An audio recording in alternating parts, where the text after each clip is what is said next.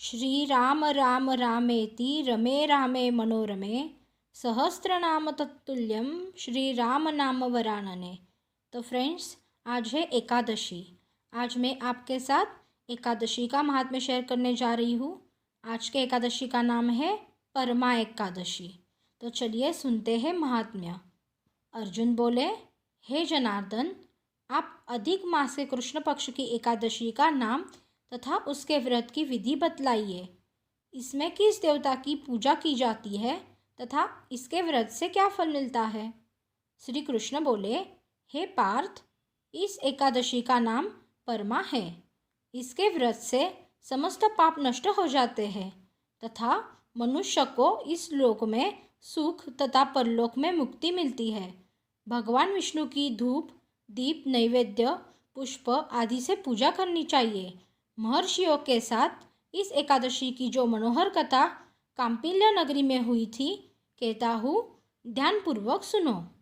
कांपिल्य नगरी में सुमेधा नाम का अत्यंत धर्मात्मा ब्राह्मण रहता था। उसकी स्त्री अत्यंत पवित्र तथा पतिव्रता थी। पूर्व के किसी पाप के कारण यह दंपति अत्यंत दरिद्र था। उस ब्राह्मण की पत्नी अपने पति की सेवा करती रहती थी तथा अतिथि को अन्न देकर स्वयं भूखी रह जाती थी। एक दिन सुमेधा अपनी पत्नी से बोला, हे प्रिय, गृहस्थी धन के बिना नहीं चलती, इसलिए मैं परदेश जाकर कुछ उद्योग करूं। उसकी पत्नी बोली, हे प्राणनाथ, पति अच्छा और बुरा जो कुछ भी कहे पत्नी को वही करना चाहिए। मनुष्य को पूर्व जन्म के कर्मों का फल मिलता है। विधाता ने भाग्य में जो कुछ लिखा है वह टाले से भी नहीं टलता। हे प्राणनाथ, आपको कहीं जाने की आवश्यकता नहीं। जो भाग्य में होगा वो यही मिल जाएगा। पत्नी की सलाह मानकर ब्राह्मण परदेश नहीं गया। एक समय कौंडिन्य मुनि उस जगह आए। उन्हें देखकर सुमेधा और उसकी पत्नी ने उन्हें प्रणाम किया और बोले, आज हम धन्य हुए।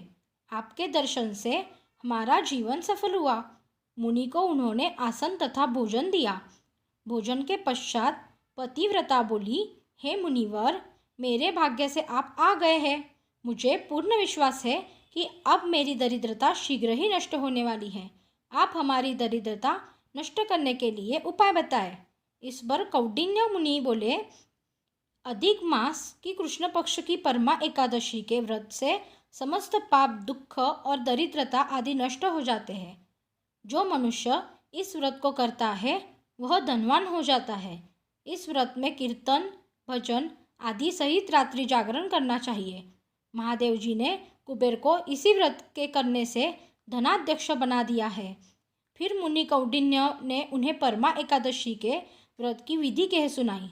मुनि बोले, हे ब्राह्मणी, इस दिन प्रातःकाल नित्य कर्म से निवृत्त होकर विधि पूर्वक पंचरात्रि व्रत आरंभ करना चाहिए। जो मनुष्य 5 दिन तक निर्जल व्रत करते हैं वे अपने माता पिता और स्त्री सहित स्वर्गलोक को जाते हैं। हे ब्राह्मणी, तुम अपने पति के साथ इसी व्रत को करो। इससे तुम्हें अवश्य ही सिद्धि और अंत में स्वर्ग की प्राप्ति होगी। कौंडिन्य मुनि के कहे अनुसार उन्होंने परमा एकादशी का 5 दिन तक व्रत किया। व्रत समाप्त होने पर ब्राह्मण की पत्नी ने एक राजकुमार को अपने यहाँ आते हुए देखा। राजकुमार ने ब्रह्मा जी की प्रेरणा से उन्हें आजीविका के लिए एक गांव और एक उत्तम घर, जो कि सब वस्तुओं से परिपूर्ण था, रहने के लिए दिया।